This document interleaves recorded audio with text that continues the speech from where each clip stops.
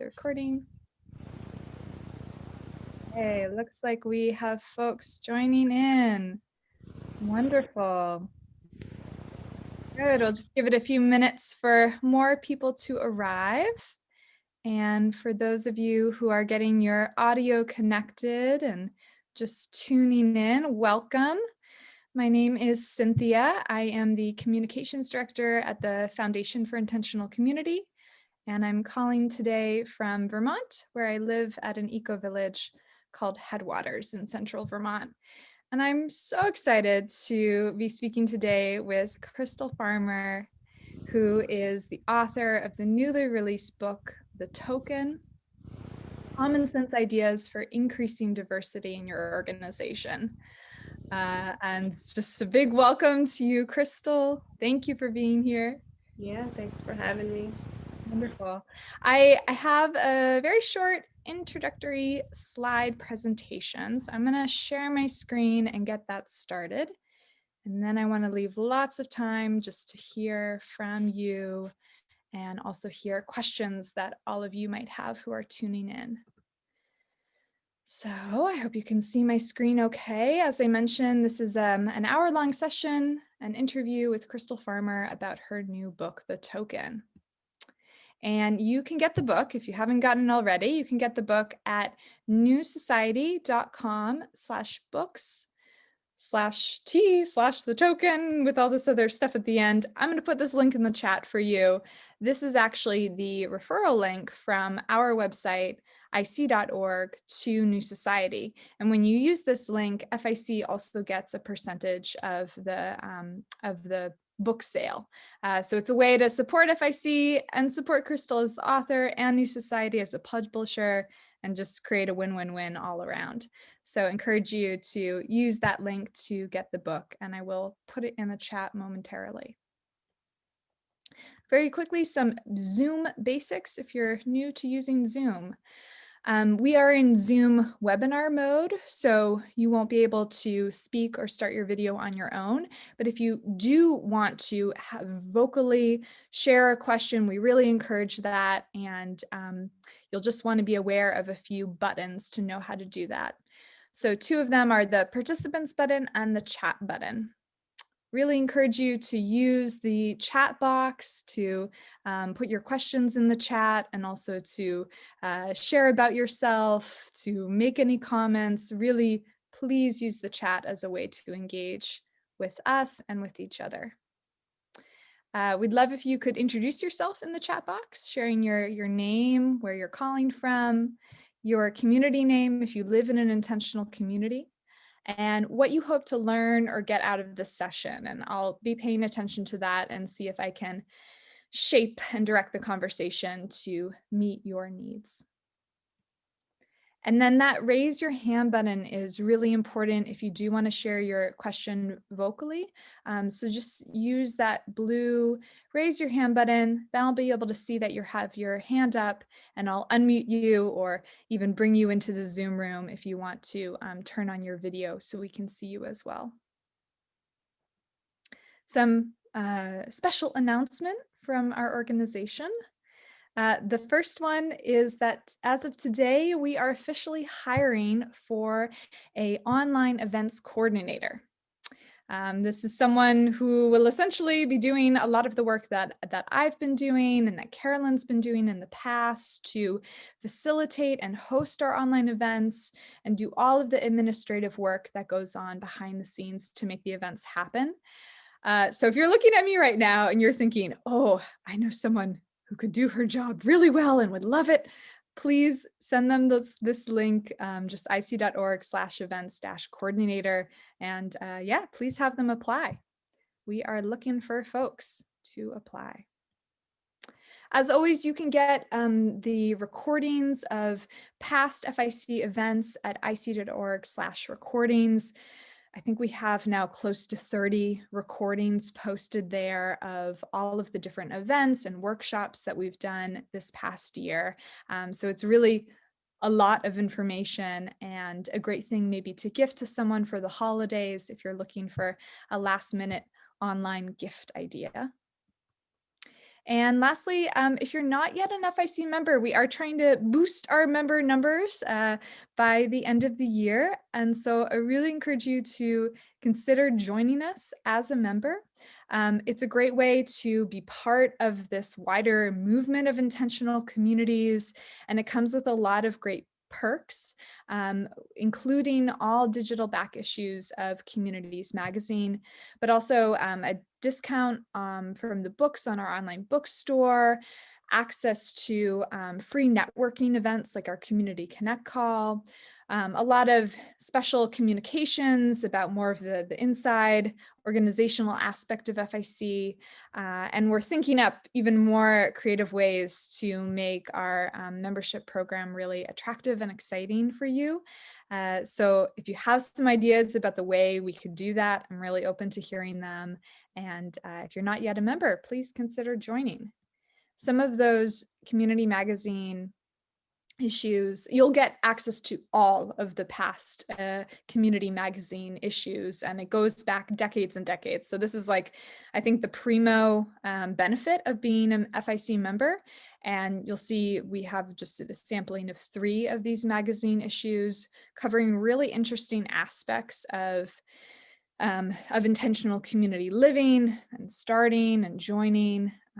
I know Crystal serves on the editorial review board, so she's had a hand in shaping this magazine over the years. So I know she would like you to be able to see some of her work. All right, so that's all I have for my little introduction piece. And as I said, we're gonna be together for an hour, so I'd love it if you could just really give us your attention and focus for this hour, and do whatever you need to feel comfortable, maybe having a beverage or note-taking materials nearby, and just really just to take a moment out of our busy lives and just to center yourself and be present.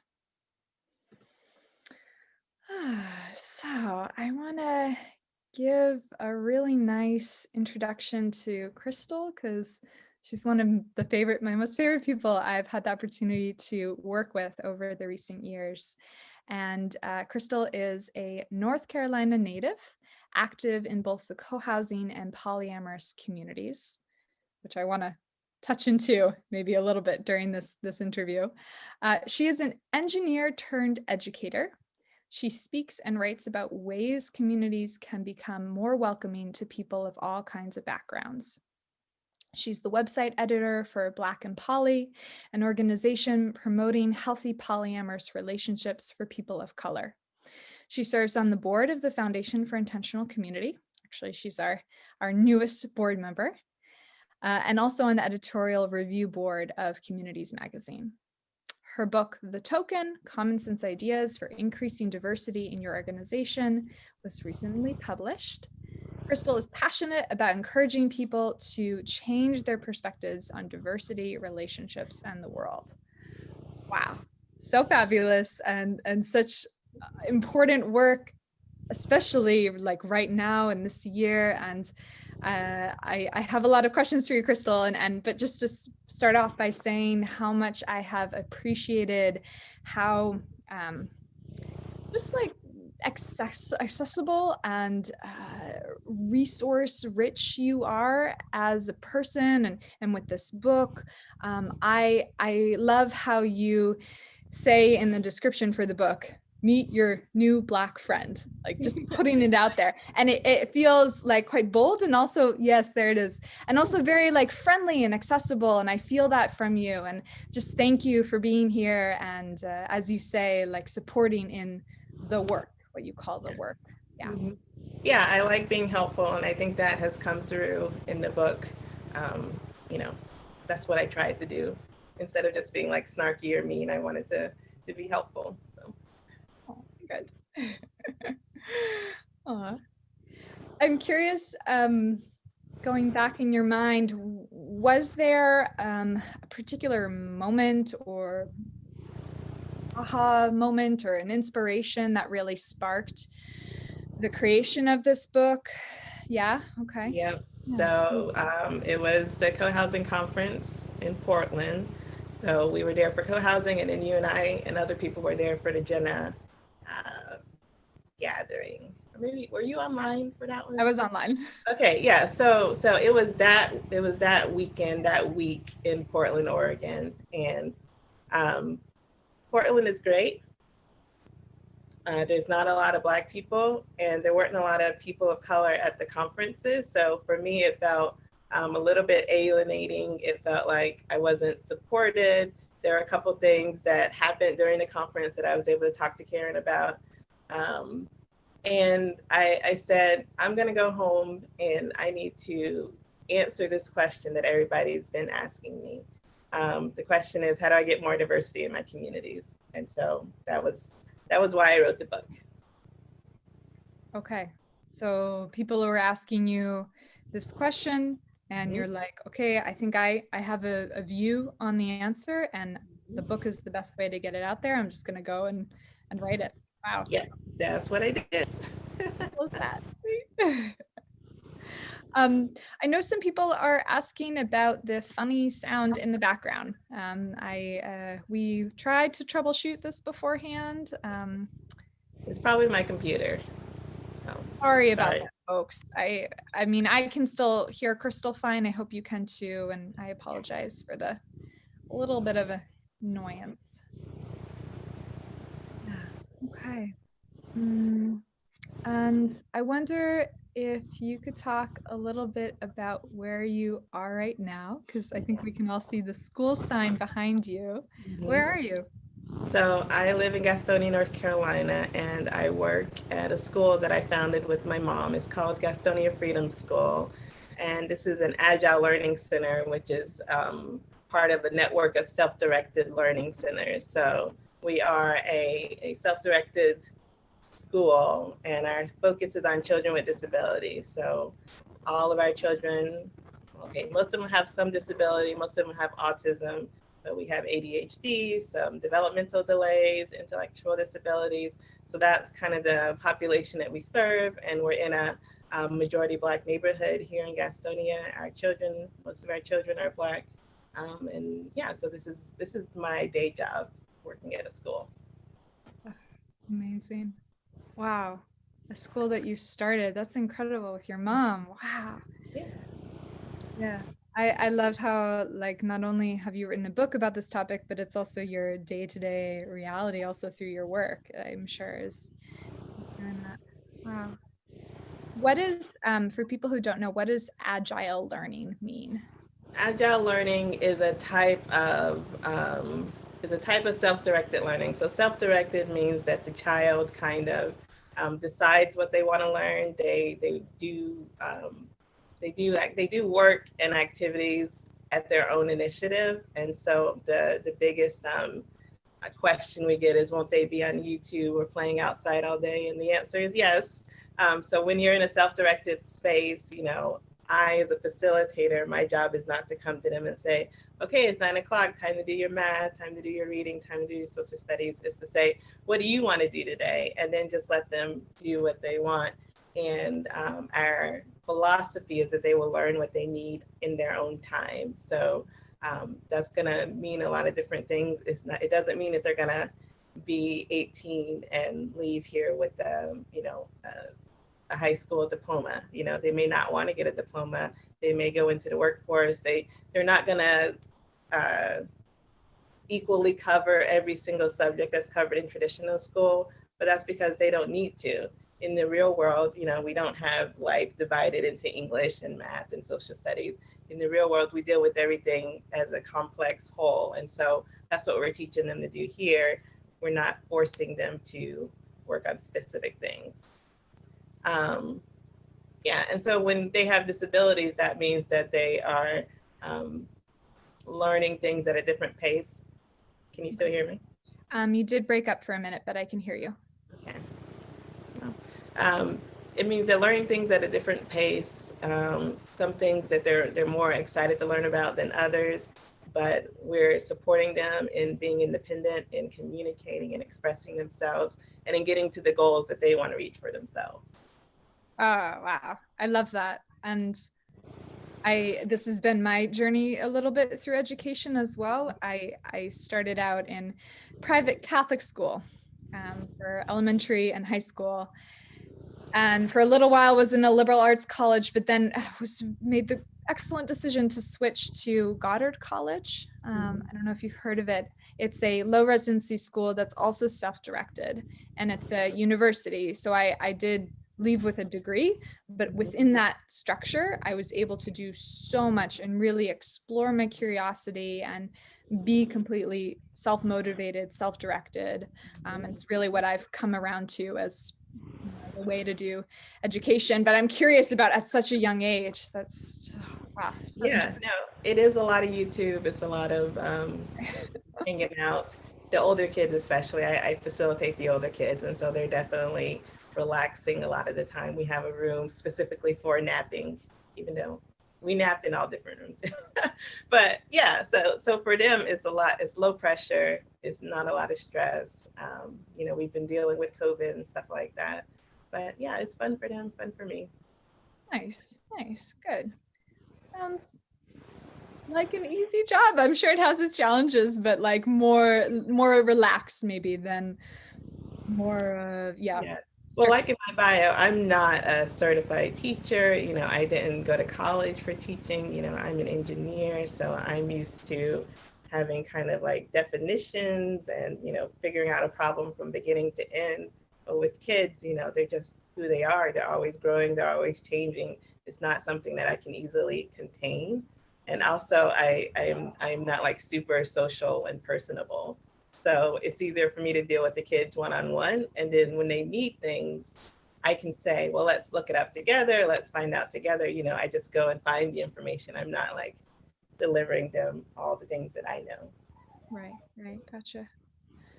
Yeah, that's right. You have your training as an engineer. I'm curious if you could share a little bit about journey or the story of your life that brought you here, and specifically, I know that you, from reading the book, you grew up in a lower income neighborhood, and I'm curious about that experience of growing up as a Black woman in a neighborhood. What helped you, or what shaped your perspective on the world and the steps that you've taken to be here, and very specifically about navigating this white person's world. Mm-hmm. Yeah, From the so background. Yeah. yeah, I grew up here in Gastonia in North Carolina. So think of a medium-sized city that has like the Black neighborhood, and that's where um, the Black people were kind of historically segregated and told to live. And so that, you know, my family was low income. You know, my mom worked as a teacher, my dad worked for the city. You know, my mom and dad split when we were almost teenagers. And I grew up, you know, not always having access to everything that I wanted. And in elementary school, I was surrounded by Black and white kids who were also low income, who kind of had that same experience. But when I went to middle school in the South, they bus kids. I guess maybe in other educational places they bus kids. So I was going to the middle school, and suddenly I was with a lot of white kids, a lot of middle class kids, and talk about culture shock. I didn't realize that some of the ways that I grew up and things that I did were because I was low income, because I was poor, you know, and there was a whole lot of, you know, middle school is awful anyway, just because you're figuring yourself out and other kids are mean. But, you know, for me, it was like figuring out, what is my identity as this person? You know, am I ashamed of my family or where I came from?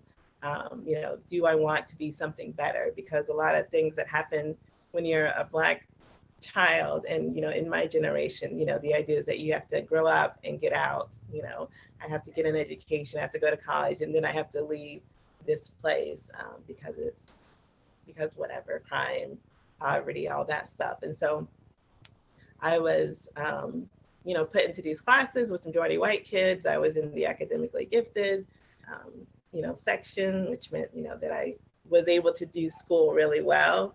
And so I was with people who didn't understand my experience, teachers that didn't understand my experience. I had all my disabilities going on in the background, and it felt like I was just struggling to explain what my view of the world was.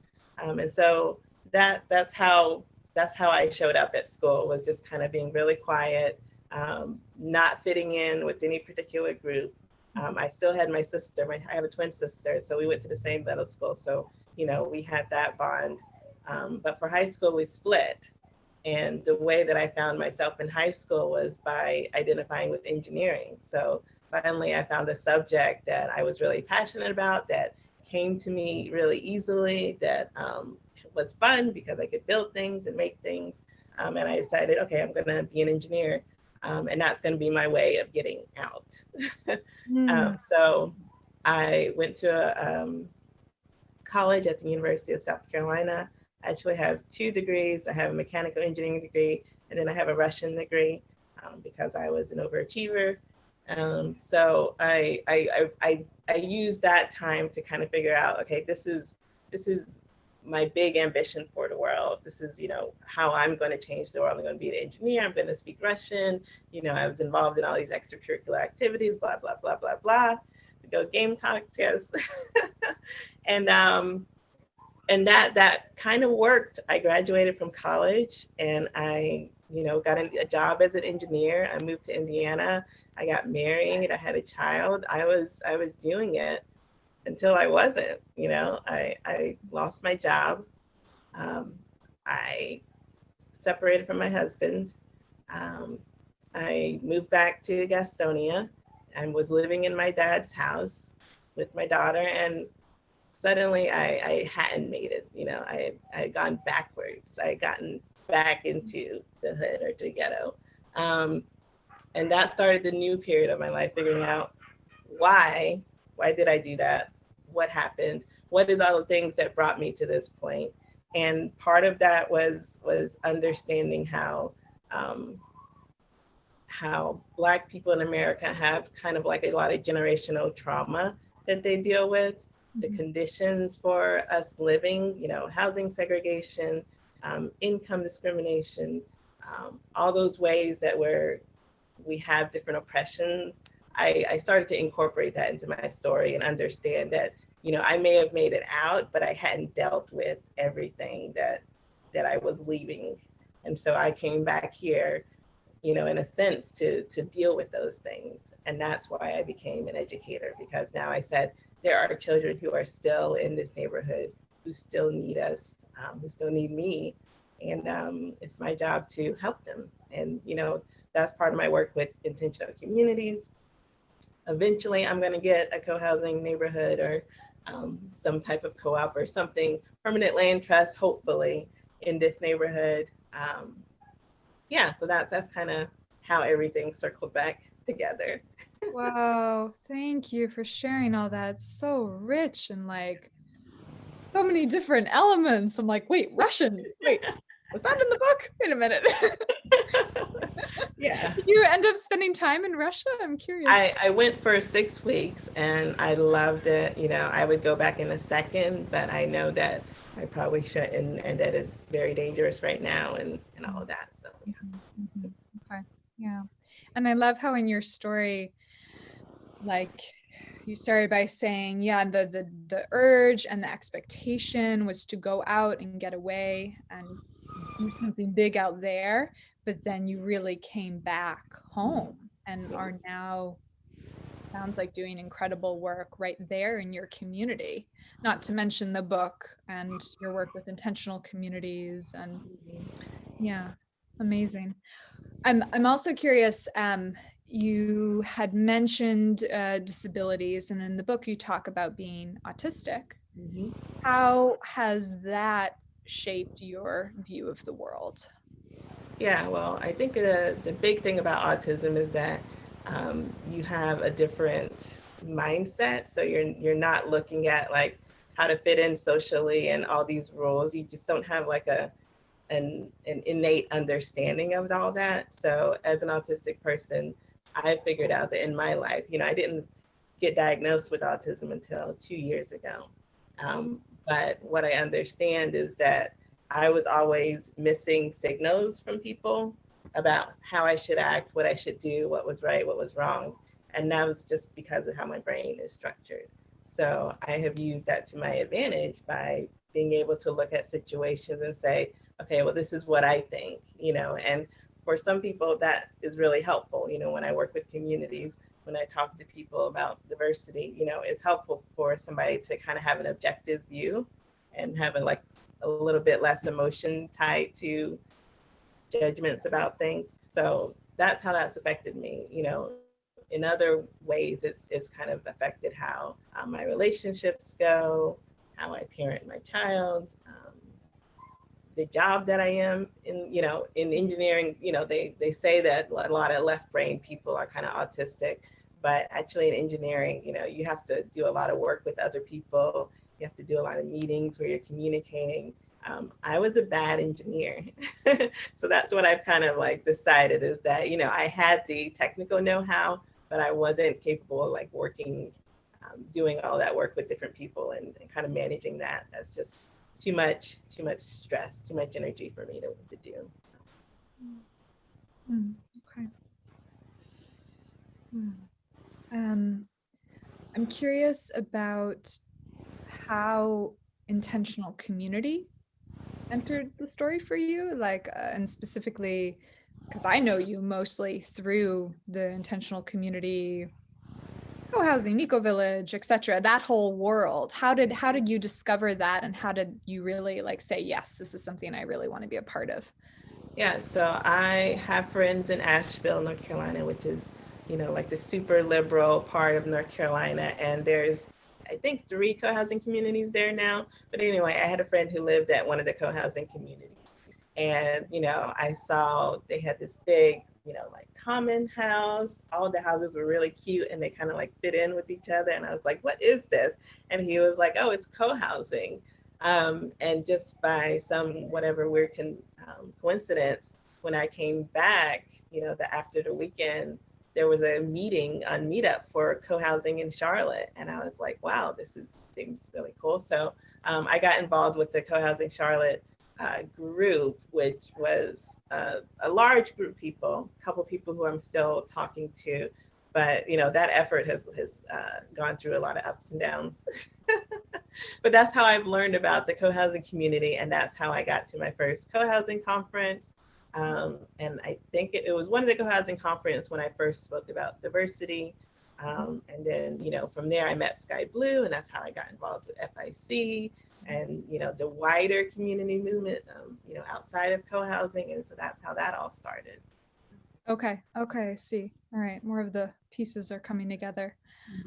And I'm curious also, because you had mentioned being at the co-housing conference that sparked the creation of this book, and sounds like you were speaking even beforehand about the importance of diversity. I even remember the Communal Studies Association conference where you gave a presentation about this specifically. How, like, from your perspective and from your background and everything you hold in your awareness, what do you think when you look at the intentional communities movement the way it is today? What do you hope for it for the future? Like, what do you see as the big challenges or the big opportunities? Yeah, so, I've learned a lot about the history of the intentional communities movement. And, I see it as kind of a majority white-led movement. There are intentional communities, there are ways of relating to each other that are in ByPOC communities, Black, Indigenous, and people of color. But that hasn't been part of the intentional communities movement, as it is with FIC. What the movement that FIC is a part of is just different. And so it's white-led. It's kind of based on this idea that we're going to create a utopia. We're going to create, the perfect housing, sustainable housing. Everybody's going to love it. And it excludes a lot of people. So, I think that co-housing, I call it like the most mainstream type of intentional community, because it uses like, mortgages and, privately owned housing, but it's also probably the most white middle class part of the intentional communities movement. So I think of the movement as having its own type of culture And that culture can be exclusive to people who, aren't interested in a lot of sharing, who aren't culturally in this kind of like middle class American lifestyle. And I think people are realizing that there's other ways to be in community. Mhm. And I think that the movement itself is kind of opening up to those different ways. I like how Jen has like this traditional eco-village definition, kind of recognizing that diversity and how that comes in. So what I hope for the movement is that it gets wider and has a wider definition so that more people can feel like, oh, I want to be in an intentional community, instead of thinking, oh, well, that's for the hippies or the dreamers or whatever. I want more people to feel like they can be a part of it. And I definitely want more people of color to feel like they can be a part of it. I do too. That's why I'm so happy that you're on the FIC board, because I just know you're already helping to shift things, and also with your work with the ByPOC Intentional Communities Fund. You want to talk a little bit about that for folks who haven't heard of this? Okay, well, first of all, this was not my idea. This was Cynthia's idea. It was many people's idea at the same time. So FIC decided to put aside 10% of donations that are unrestricted donations to a fund for Black, Indigenous, and people of color led communities, or for those people who want to join intentional communities. And so the fund has been established, and part of that was creating a ByPOC council. And so this council is made up of all ByPOC. We are working, we've been meeting for like 4 or 5 months now, I guess 4 months. And it's really, really interesting. I mean, there's a lot of ideas. There's a lot of processing that we're doing, just kind of coming from different places of where we are and trying to build community. And then there's a lot of kind of defining what is the ByPOC fund and council going to look like, and how's that going to be different from FIC. So we had a meeting with FIC last week to learn more about the fair housing laws. And it was really, like for me, I'm kind of like split between the two, my loyalties or whatever. Not to say that ByPOC is like disloyal to FIC, but they're really interested in being independent and saying, we're going to do it our way. It's okay if FIC is doing it a different way. And so I actually like that. And I think it's a good sign that these people are talking from their experience. They're building something that will meet our needs and not just what FIC thinks that we need. So, yeah. Awesome. Okay. Yeah, I'm looking. There are some things coming in the chat, but I just want to stay here another moment, because it is really interesting for me to have you, like, as this person who is straddling both of these evolving groups and seeing the movement in, like, I'm curious about how, from what I heard you say, it sounds like in your view there are really two distinct movements, like they are different in the words that they use, how they describe themselves, and for you it's okay for them to be separate and to both embrace their identities. And I think, as someone who's staff member and very deeply involved with FIC, it was something we came to at a certain point in thinking about this concept for the fund. We were like, no, it needs to be a council separate from FIC. Like, it really needs to be own and completely giving the autonomy to this emerging council of majority ByPOC. And so I'm curious though, do you also feel like there's hope for, or there's, how to say, like, I'm reading, someone wrote into the chat, this is exactly why I won't get involved with intentional communities, too white. How can I, as an organizer within FIC and someone who's part of helping using the words that we use, like, I don't want to have people be discouraged from getting involved with intentional, because they're not all. I mean, the members of the council, many of them do live in intentional communities that are not all white. And how do we as an organization incorporate maybe and us change and adapt to reflect this, or encourage it and foster it? Well, I think Sky set a good example. You know, from the moment that I met Sky, whenever he was talking, he always brought up the fact that, you know, he's a white man, he's, you know, male presenting, he has privilege, and he wants other voices to be heard. So, you know, that's how he spoke as a person. And I think what he did as part of FIC was saying, you know, we represent this huge organization, but I'm also going to reach out to these other communities. You know, he just has that list of ByPOC communities that he's kind of been informally keeping, and, you know, those connections that he's made. So he's always extending a hand saying, hey, look, I see that you're there. I want to offer you whatever resources I can, and join our movement if you want to, you know. So he's just kind of kept that door open. And he's also within the movement, you know, bringing that up, you know, bringing up the inequities and the need for more diversity and stuff like that. So I think that's a good way to do it, is just to always say, we want more, we want to be more inclusive, we're here for you, we're listening. But, you know, just leave that door open. You don't have to, you know, encircle them, because, and from what I've learned is that a lot of people don't want to be part of the you know, the FIC side of the movement. You know, they're okay being separate. So I think as long as we have that openness, we as FIC have that openness and are always like speaking about what we think is important, I think that will help create the movement that we want to be, that, you know, that more diverse movement. Okay, staying open. Great. Okay, beautiful. I want to turn to questions in the chat, because there have been a lot of them. So I'm going back up to the top a little bit. Yeah, so let me talk about the main parts of the book. Yeah, so, the key takeaways. Yeah, the book is written for people who are part of a community, who are organizers of a community. You can even be somebody who's in a business and you have people underneath you and you want to create more diversity. So what the first thing the book does, it talks about what privilege is, what implicit bias is, and what microaggressions are. And I give a lot of examples from my life to help explain those concepts.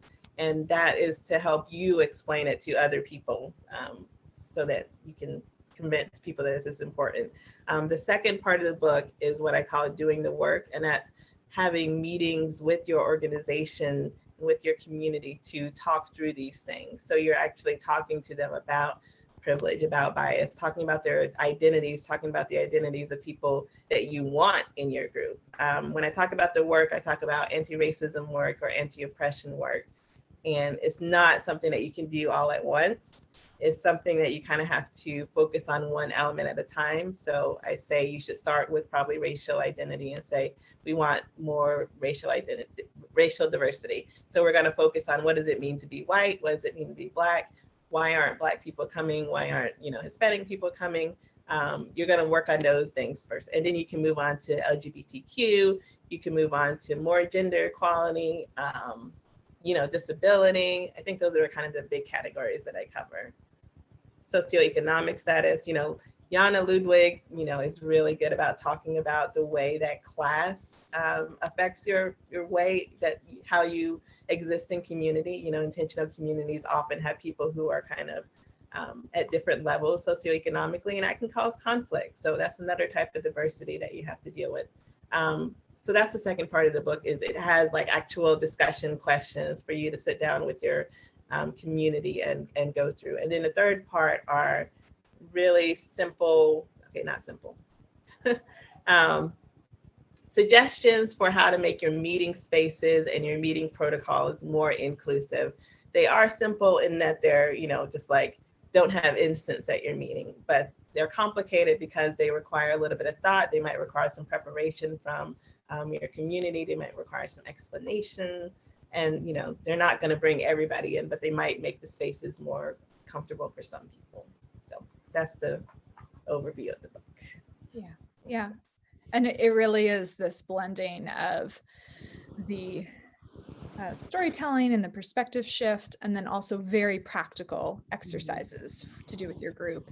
And I think you designed it with organizations, teams, and intentional communities in mind. So it's really applicable for people who have a group that they're wanting to help shift, but also for just the individual to have eyes open. Definitely.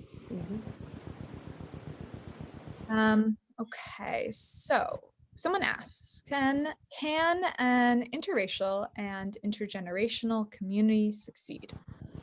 Yes, I think so. I can't think of any communities off the top of my head. Earth Haven is in North Carolina, and it has lots of different generations. It has a little bit of diversity, and it's been around 30, 40 years. So, there are intentional communities that incorporate these differences and are successful.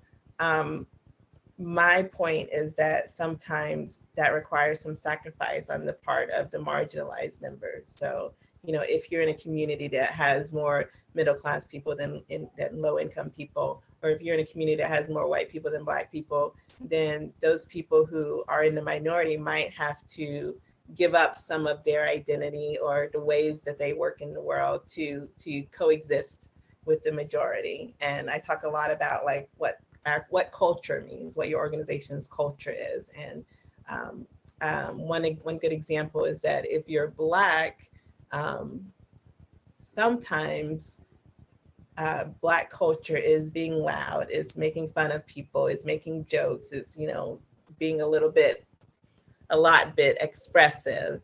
And when that comes up in a meeting, that may be seen as aggressive. It may be seen as like too much, and if you're a white person and you're seeing that, you may think, oh, are they mad at me? Are they drunk? What's going on? That doesn't fit in with white culture so much. So people who live in majority white communities, or, communities with a certain majority, are already used to kind of like flexing, code switching, kind of settling into a little bit of hiding their identity. So what I want is that for communities to be open to people having their identity and then actually living in their identity in a way that feels authentic to them. Great. And another question we have from Cassandra. Hey, Cassandra, who's another FIC board member. Can you speak to how to work with neurodiversity in community when social norms don't make room for folks and social cues lead to misunderstandings? Yeah, so I work with kids who have autism, ADHD. Those are considered part of neurodiversity. So neurodiversity is a brain difference. And what really helps for us, the neurodivergent, is explaining things, writing them down, having pictures, being explicit about it. When I think about being in, a meeting or something, and you sneeze and everybody says, bless you, an autistic person may be like, I'm not going to say bless you, they just sneeze, but bless you is like considered like a cultural norm. That's something that you're supposed to do. And for a lot of us, if that hasn't been explained, then we're not going to do it. And when we don't do it, people are thinking like, oh, she's really rude. She's just ignoring the sneeze and not saying bless you. So you can kind of shift that to community norms, to community practices, and think, what am I just assuming that they know? I'm a grown woman, but there are things that I will do that people are like, well, she doesn't know anything about being an adult. So it's important for neurodivergent people to be told something, whether it's good or bad. We're open to feedback, but you really have to say it out loud. You can't hint at it. You can't say, oh, I think you should probably change the way that you show up at meetings. And I'd be like, I don't know what that means. You don't want me to show up at meetings. So you have to be very explicit. And so that's the way that you can be more welcoming and helpful to neurodivergent people, is by explaining things to them. Oh, that's a great tip. Awesome. Thank you. We have another question from Chris Roth, who is the editor of Communities Magazine, published with Gen US. And it's a long question. I will read it out loud. At last week's ByPOC panel, Marcus seemed to be saying that it's good for people of the same ethnic, cultural background to come together in groups of their same type, rather than to risk culturally appropriating or artificially stretching to try to adopt other people's cultures and make them comfortable in the original group. This seems to be the opposite of increasing diversity within individual groups. What do you think about this? Is there a place for unabashedly Celtic heritage, etc. groups, even if they're white? Is there a place for Black-only groups? Yeah, so I referred to this a little bit. There are ByPOC groups and communities that really believe that they should be separate.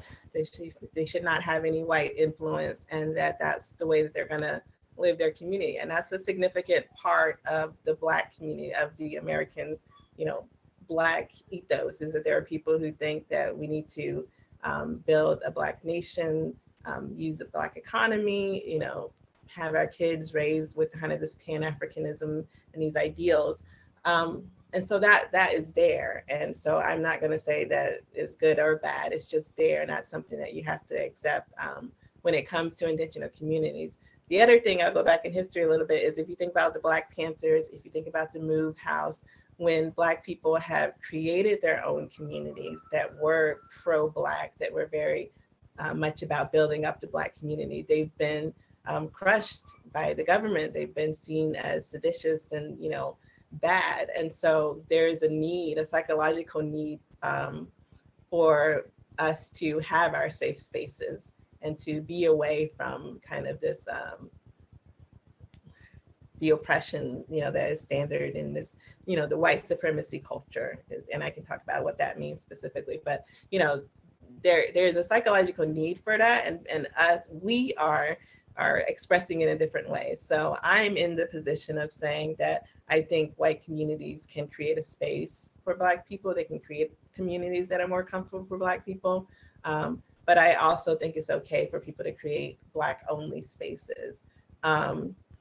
If somebody wants to create a Celtic heritage space and it be white only, you have to understand how the history of white supremacy plays into that. So it's less okay because white people have created these white-only spaces in the past, and those spaces have created terror for other people of color. So that's just an unfortunate reality. So it's less okay for a white-only space. It's more okay for a Black-only space because we haven't had that as much, and we need that a little bit. Great. Yeah, thank you for speaking to that question. It's very clear. Thank you. Yeah. Okay, more questions. How does, so recognizing it's okay for groups to have their own spaces, if a group that is majority white, and they want to attract POC, how do they go about doing that? The book, of course. Everyone, that's why we're here. So the book does have like some practical steps to think about, but I'm going to say the first thing that you have to do is examine your own whiteness and your own relationship to your white identity, and understand that you as a white person, just as I as a Black person, I have privilege in certain areas, I have bias against different identities, and I have harmed people with different identities. And so it's really a lot of internal work, and it's a lot of work that you can do with your white majority group, of understanding what that means and helping other people to understand what that means. So most of the time when I'm at conferences and people come to my talk about diversity, those people at the conference are really excited about hearing about it, and they really want to do something. But you have to go back to your community and convince everybody else that this is something that's important, that this is something that you can do. You can't just say, oh, well, the board is going to decide we're diverse now and it's going to happen, because that's not how it works. You have to convince every single person that this is something important. Then each person has to go through that, like, wait, what does it mean to have these identities? What does it mean to use my privilege? And how does that affect people that we're trying to, incorporate into our community? So it's a lot of internal work, it's a lot of community work. And only when your group is like kind of at that point can you start reaching out to people and saying, hey, come to our community, because we will know if you've done that work or not. I think something that's come out from the ByPOC Council is that, we can go to a community and they can say, hey, we're all about diversity. We really want you to be here. But once they get there, they're not quite done with that work. And that goes back to, being able to be your own self and to have all your identities recognized and validated when you're in a space. Okay. Yeah, and this is a good segue into the next question, because like you're saying, okay, read the book, and someone's asking, is it okay for an all-white community to work through your book or other guides, or perhaps is it better maybe to get outside help from ByPOC speakers or trainers? Or is it both and? I don't know. Yeah, I think it's okay to do it as a community. What I don't want you to do is, if you have minority people in your community, whether they're like Black or POC, or whether they're LGBTQ, don't look at that one person in your community and say, hey, you're now the diversity initiative leader. Don't make them that person unless they volunteer for it. So don't ask them to carry this burden of diversifying your community, because what they're going to do is they're going to have to deal with all the personal stuff of living in a community, as well as trying to lead this really huge and hard change. And that's not they're probably not going to stick around for that. So it's important that you do the work as a community, but have that be led by people who are invested and who are part of the majority identity. You can bring people in, and that really helps to remove some of the emotionality of it, some of the conflict that might come when, one or two people are leading an initiative. How you have a couple people in your community who want something done, and then everybody else is like, eh. So if you have somebody outside, they can do all of that convincing for you. They can do all the talking, all of that stuff. And then if you're supporting ByPOC people to do that work, then you're helping, what are you helping doing? You're helping to pay Black people and people who are actually experts in this thing. Nice. Okay, cool. Yeah, there's a lot of good questions. I think we have maybe touched at least on most of them. If there are more questions, and if folks want to, we have about 5 or so minutes left. If you'd like to share your question vocally, please feel free to raise your hand, or you can keep putting questions in the chat. There was one earlier that touched on polyamory. Yeah, and I was wondering if you could speak a little bit about this as well, because I love how open you are about it. Yeah. Like I've been in open relationships for most of my adult life, but I'm not at all. That's not a very forward part of my identity, and it seems like it is for you. You're really comfortable putting it out there, it seems. Has that been challenging for you, or what has been your experience with poly? Yeah, it's been really interesting. So in the intentional communities movement, it is really common for people to be poly or open. So that's fine. And I was part of New Culture for a long time. And so that, that's another thing that's there. But one of the reasons that I started working with Black and Poly was that I saw that there's like this Black community that has to wrestle with polyamory. So what I like to say is that, the community I grew up in, my family members, they're used to non-monogamy. They know all about non-monogamy. And you think about, baby daddies, baby mommies, kind of the way that we interlace relationships and all that stuff. It may be unhealthy non-monogamy, but it is non-monogamy. So they're used to it. So that was kind of the way that I explained it to my parents, because they hated the idea that I was poly and that I was dating these people, different people. But I explained to them, this is something that you have done, which they didn't want to hear. But it was also saying that, this is my identity and I'm doing it in a healthy way. And, I'm glad that I like my partners. My mom has met several of my partners now. My dad has met a couple of them. My daughter, of course, interacts with a lot of them. So I'm solo poly, which means I don't live with anybody else. I don't share finances with anybody else. I don't have anybody else parenting my daughter, but that's a part of my identity. That's something that I've been able to kind of like fight through with my family and come to some sort of resolution with. So, yeah. Okay, great. Yeah, that's inspiring to hear how you Yeah, embrace so all these identities so much. You have so another? if you're leaning towards poly, I'm going to put an article in the chat box from the Black and Poly website, because there's a whole lot of things that you have to consider before you go as a couple before you start being poly. So that is like one of the first articles that explains what to do as a poly couple, because it really is a mindset change. It's not just adding another person to your life. It's really, you have to change how you communicate with people, what agreements you're making, understand your own feelings about what it means when somebody is having sex with somebody else. You know, all of that you have to deal with. It's a lot of internal work, just like anti-racism. It's a good thing we have you here to help support and be a resource. Thank you. Yeah.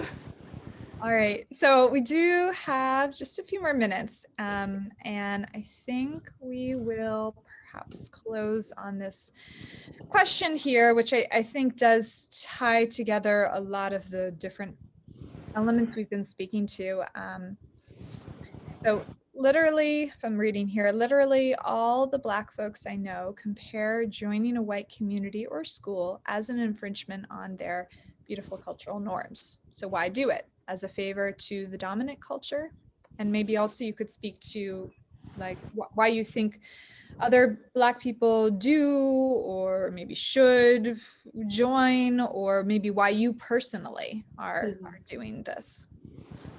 Okay, so in the Black community, we have like Black people and we have Black people. And another word that I use is like palatable Black people. So there are Black people who are comfortable in white majority spaces. You know, they have the same interests as a lot of white people. You know, they might have family members who are white. They might date white people. There are lots of people who are comfortable, you know, just being around white people. And those are the type of people who join intentional communities. And it's okay that they, you know, don't have to have Kwanzaa or, you know, talk loud at Thanksgiving or whatever. You know, so there are those people. And then there are people who are the Black, where it's like, you know, this is something that's really important for them. You know, they really identify strongly with whatever part of Black culture that they identify with. And, you know, going to a white majority space is not going to be comfortable for them. So there's a whole range of the way that Black people show up. And that's why it's important to do the work of being more inclusive so that you can help people no matter how they show up, help them feel included. You know, a white community is not going to completely change into, you know, some mishmash of different cultures. A white community is always going to be majority white and always kind of have this white culture. It's just if you can include a few more elements, a little bit more openness, then you can have so many more people kind of join in. Okay, great. Yeah, and I think that is one of the big takeaways for me is being open and also being committed to doing the work, which is sort of this ongoing process that you know, when we have books like yours to help us get there, and people like you and others who can be there and support, and so to really be using those resources. I'm putting the ByPOC Fund link in there too. Oh, awesome. So yeah, if you want to donate to FIC, if you want to become a member, that would be really great. But you can also donate to FIC, and 10% of that will come to the ByPOC Fund. Yeah, 10%. Wonderful. All right. So I want to wrap us up here. We're at the top of the hour, and thank you so much, Crystal, for sharing your work and your experiences with us and spending the time on this call. And thank you everyone who has tuned in and asked your questions and left your comments. I'm going to put a link to an evaluation form in the chat, and it'd be awesome if you could take a few minutes and fill out the form so we have a sense on how this event was for you. We are actively right now designing our events program for the next year, and really would appreciate your feedback on ways that we can improve, what voices you want to hear, what stories you want us to cover or bring on to the show. And I do read all of them, and I really appreciate everyone who has filled them out so far. And also thank you to everyone who donated. We ran this event as a free event with an optional donation, and a lot of you did donate. So thank you so much. That really does help make it possible for us to produce more events like this. All right, yeah, and love everyone who's bought the book. I think I've seen like 3 people who've bought the book on this session, and I'll put that link again in the chat as well. And great. Well, I think we can close up from here. Thank you so much, Crystal. Thank you. Thanks, everybody. All right. Take care. Bye-bye. Bye.